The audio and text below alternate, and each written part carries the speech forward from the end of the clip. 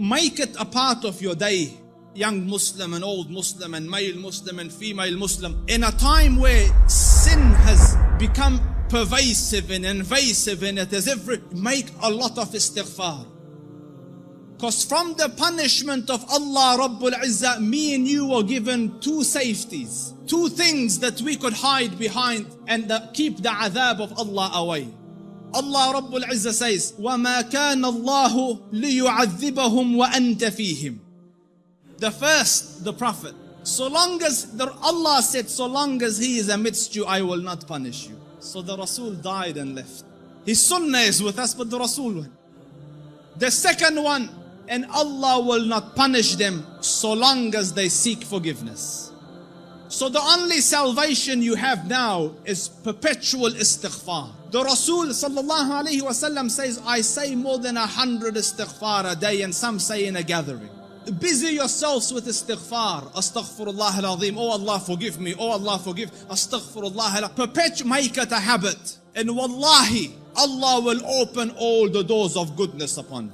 In the time of Hassan al-Basri, he was alim, zahid, taqiyyun, naqi, lillahi al-wali, min al-shaytani bari, a righteous man. And he had students. So he was busy with them. And a man came and he said, Shaykh, I have problems.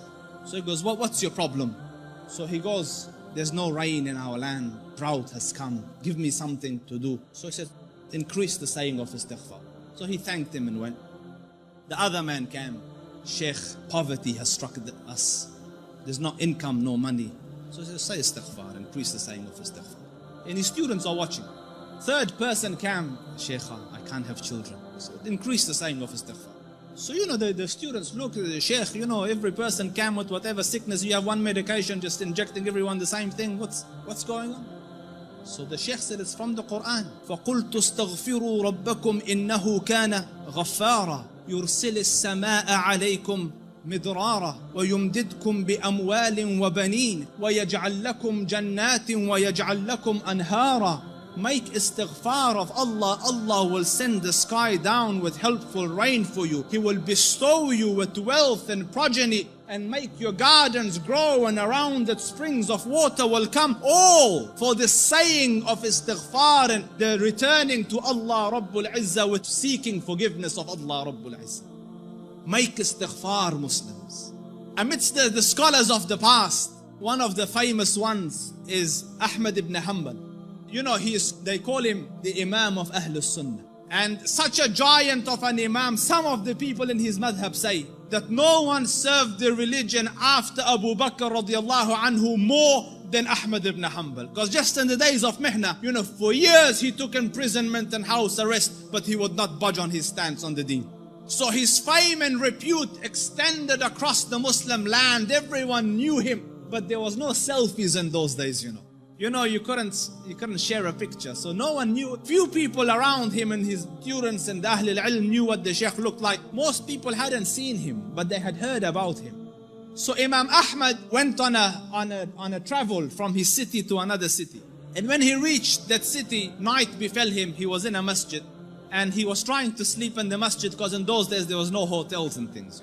So the guard came and he said, get out of the masjid. So he said, listen, I'm a traveler. I don't have anywhere to go. I will just be here till tomorrow and then I will be on my way. So he said, no, get out.